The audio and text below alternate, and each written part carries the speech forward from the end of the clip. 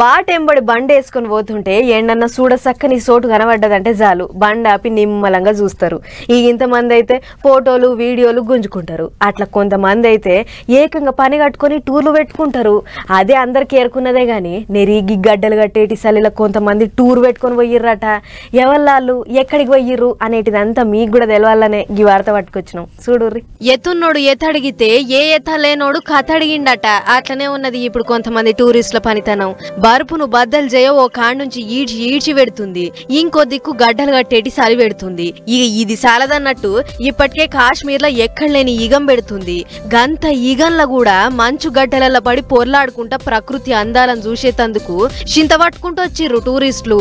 అట్లా కాశ్మీర్ లో ఉన్న అనంతనాగ్ గుట్టల మీద అందాలను చూసేతందుకు ఆగబట్టినా ఆగకుంటూ వచ్చిర్రు. చూడుర్రి, గరం కోట్లు వేసుకొని షవులకు సల్లగాలి పోకుండా కుల్లలు చుట్టుకొని ఎట్లున్నారో చూడుర్రి. ఆలు మగళ్ళు ఒకళ్ళ చేతులు ఒకళ్ళు పట్టుకొని ఎట్లా సందడి చేస్తుర్రు. నెరి గీనని చూడుర్రి, ఏకంగా మంచు గడ్డలలోనే కూర్చున్నాడు.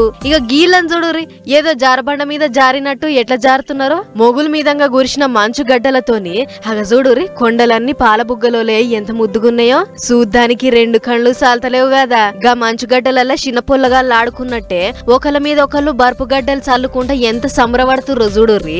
అట్లా బర్పు గడ్డల నడుమ కూర్చొని నిలబడి తీరుగా ఫోటోలు గుంజుకుంటుర్రు. సోషల్ మీడియాలో పెట్టుకుని మురిసిపోతుర్రు. మళ్ళా ఒక్క మన దేశ పొల్లే వస్తుర్రేమో అని అనుకునేరు. బంగ్లాదేశ్ నుంచి కూడా పర్యాటకులు వస్తుర్రట.